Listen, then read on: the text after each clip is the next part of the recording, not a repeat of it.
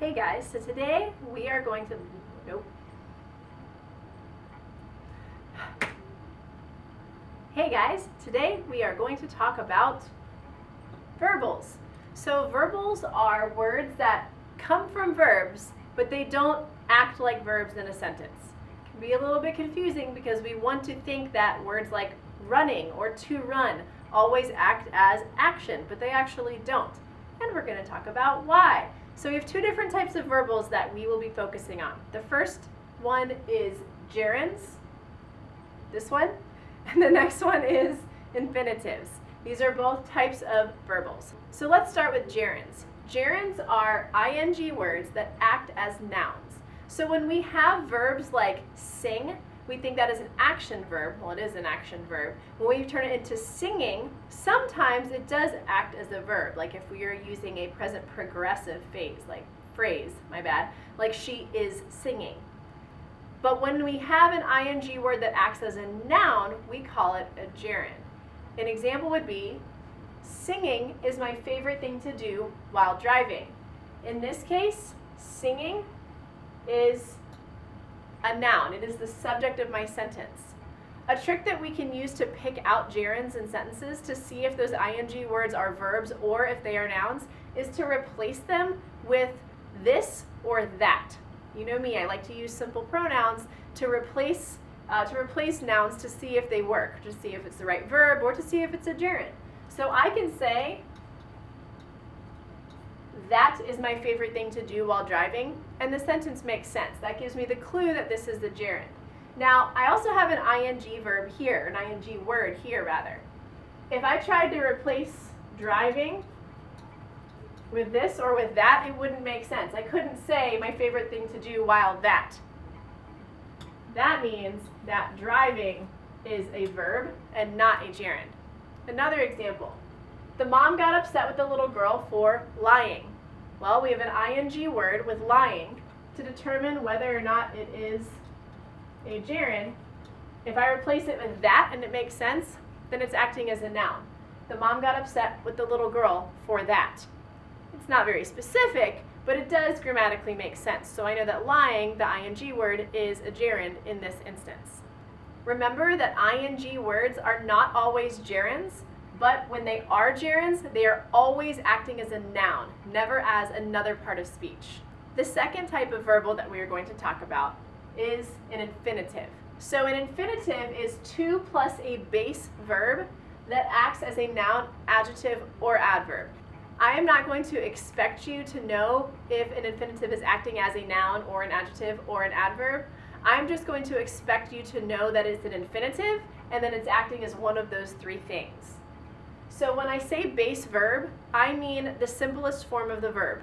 Sing or run, not like singing or running or sang or ran. Those don't make infinitives. Pretty much any time you see to plus a verb, it is an infinitive, as long as it's that base verb. An example, she is determined to finish the race. In this case, to finish is my infinitive. Choosing to eat Snickers is always the correct choice. To eat is my infinitive.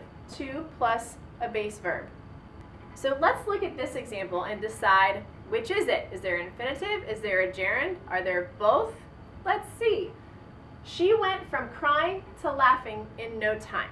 Well, in this case, I have to plus a verb.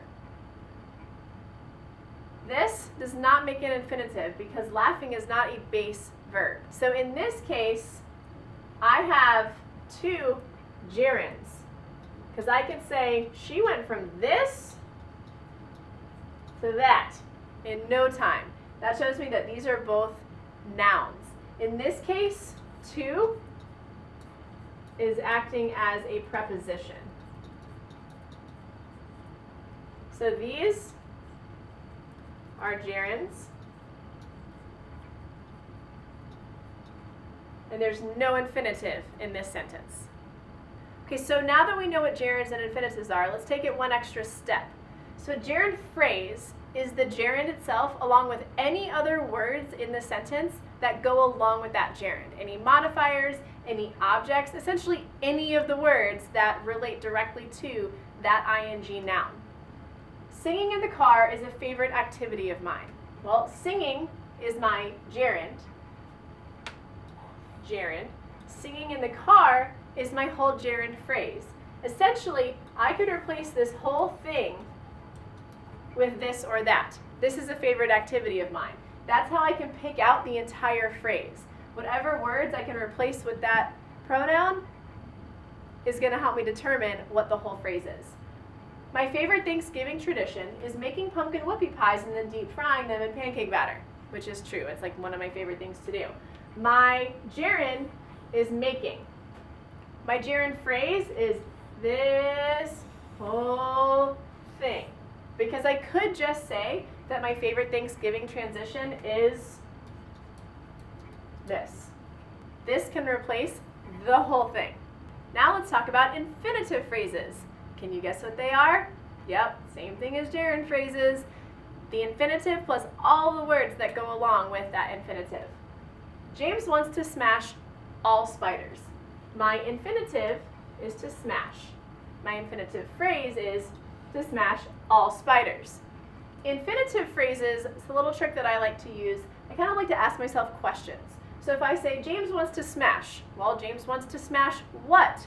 That will help me pick out the whole phrase. He wants to smash all spiders. And this is true. My husband James wants to smash every spider, doesn't matter how little or big. Or sometimes he just screams and asks me to come smash them for him. I digress. Another example. To smash a spider and surely save his family from a slow, miserable death is James's only goal. In this case, to smash is still my infinitive. My infinitive phrase, everything that goes along directly with that infinitive. To smash a spider and surely save his family from a slow, miserable death is the whole infinitive phrase. I can ask myself my questions to kind of help me pick out that whole phrase. To smash. Well, to smash what? To smash a spider. Why? To save his family from a slow, miserable death. Also, in this case, just to point out, to smash plus the entire infinitive phrase is a noun because this whole thing is counting as the subject of the sentence. This whole thing is the subject, and then is my predicate.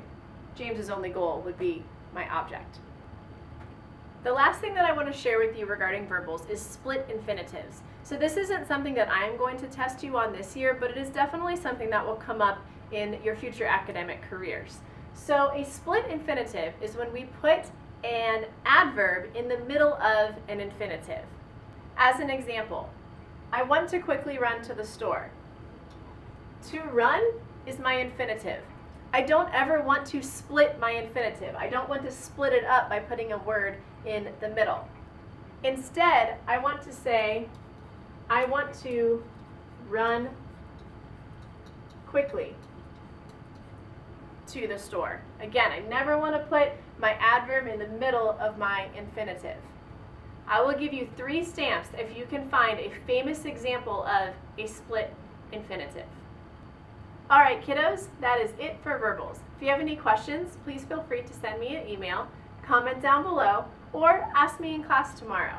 I've kind of run out of interesting ways to finish these videos, so if you have any interesting ideas for me, please let me know. I would be forever grateful. See you guys in class tomorrow. Bye.